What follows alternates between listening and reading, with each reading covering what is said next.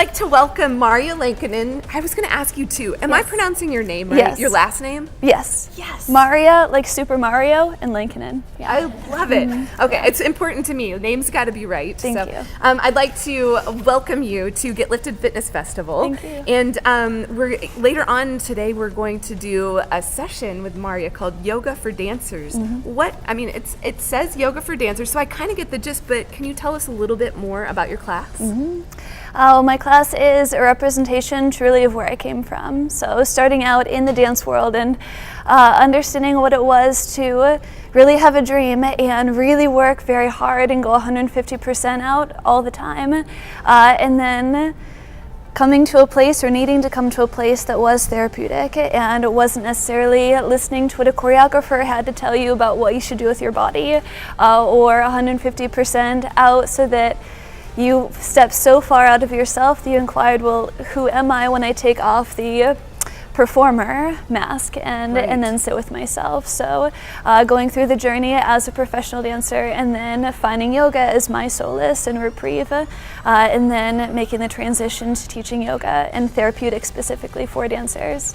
That truly is the concept behind my class, is a kind and compassionate practice that evens out and balances out all the other stuff that we do that requires and asks us to kind of have that fire and flame and sometimes go way beyond.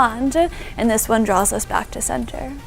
So, looking at what you've created now with Yoga for Dancers, take us back to when the idea started to form. Was it a bang, here it is, or was it a progression over time?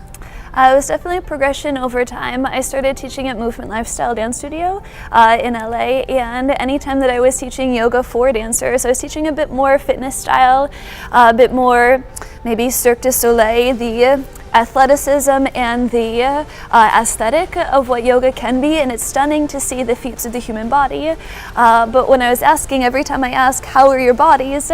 And dancers are saying, I know, broken, exhausted. My this, my that. Yeah. And so giving a fitness style practice to people that were already rehearsing for 8 hours the day before or just performed on concrete wasn't functional. So finding a practice that really was the other side of the spectrum, so they could go back to doing all of those things and dancing in heels and auditioning in spaces where you're stepping into a character for sure, but then giving the other side of things.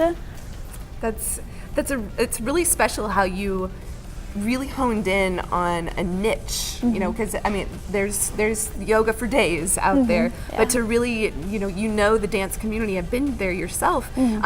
Tell us, you've been on tour, you've done lots of things with dance. Tell us a little bit about your dance career, pre-yoga career. Yeah.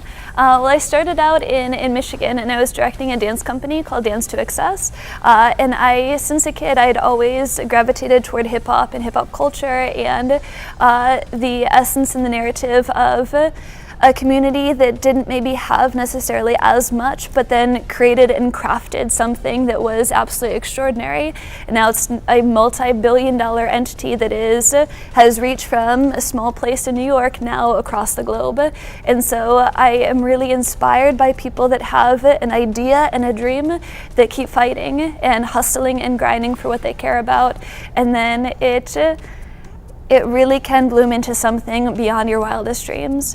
So that was kind of what introduced me, was hip-hop culture first, and then when I was at school, hip-hop dance, and I had moved to Chicago to dance for Trey's company, Boom Crack Dance Company, and while I was there, I got a huge opportunity to dance for a woman with big hair. Can we talk about this? Yeah. Because I know you have a special love in your heart for Queen Bee, Beyonce. Yeah. And who doesn't really? But what draws you to your love for Beyonce? Yeah, it's a big one. So you dance for her. Thing one. Not many of us can say that we've done that.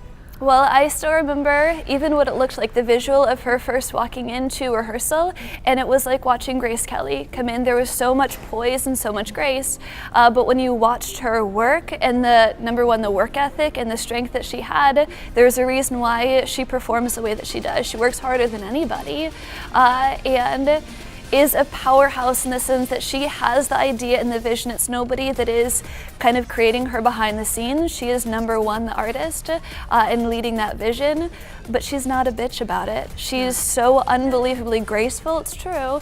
And I've seen a lot of artists, and I was talking with a friend that had said that you can be successful and be nasty along the way, and you'll inevitably maybe not get so far as the person that really works hard but is kind and compassionate to the people that are around. And that's what I saw from her, is somebody that has an insatiable work ethic but is kind and compassionate to the people around her.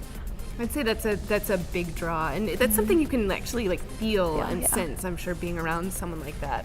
So looking back on growing up in Michigan, Chicago, now in California, is there any one thing along the way or one moment that that helped you or pushed you or challenged you to be where you are now in your fitness career? Yes.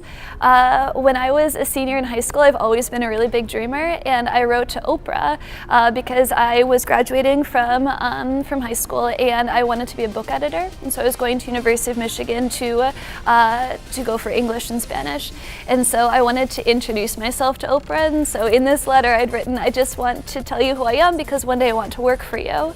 And so I went to school at Michigan, finished out my degree in English and Spanish and creative writing, but then I moved to Chicago to become a dancer, so I didn't follow that path at all. I was sleeping on friends' couches, and I didn't have any money to my name, and from the compassion of friends, I was able to continue to pursue. But when I had booked Beyonce, there was a lot of paperwork, and they had asked, what is your home address? Where do you want us to send the check? And I put my mom's address because I didn't have an address to put.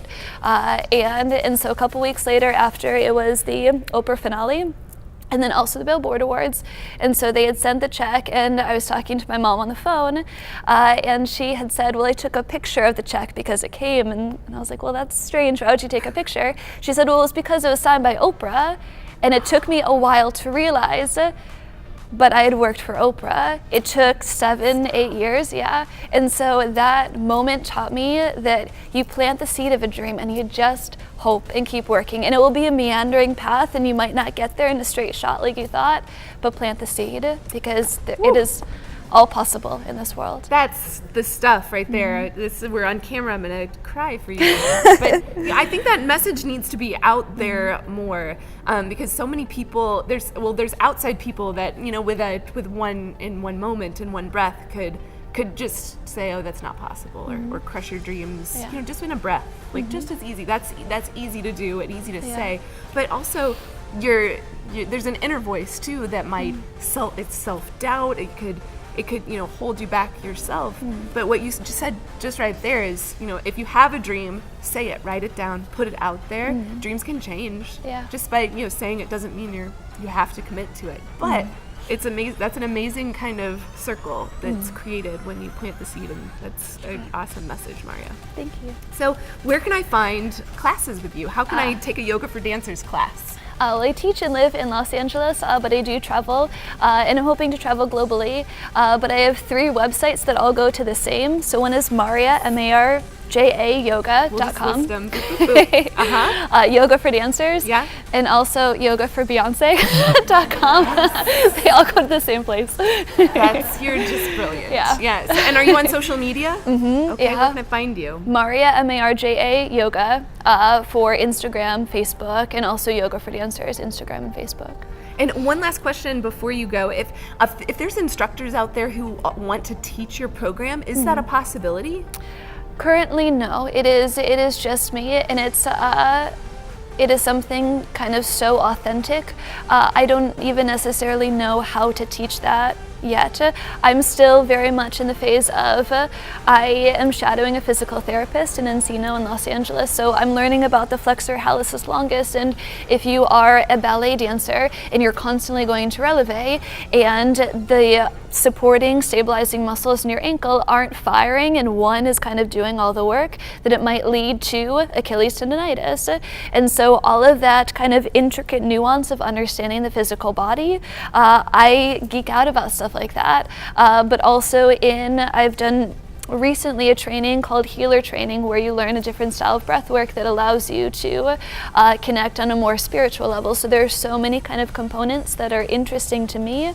I don't know how to write chapter 1, chapter 2 to kind of make it a quantifiable entity other than just my experience that I share with people in the room. Well, I've got to say I love your the voice and the nuggets you share with us. you. We talked a little bit about that earlier. You have a really beautiful presence, and it's really cool to see you develop, and wherever Yoga for Dancers takes you. I hope it is global, and I hope to see you in one of your classes soon. Thank you. Thank you so much for being part of Get Thank Lifted. you. We are looking forward to your class later. Thank you. I appreciate it. Thank you guys.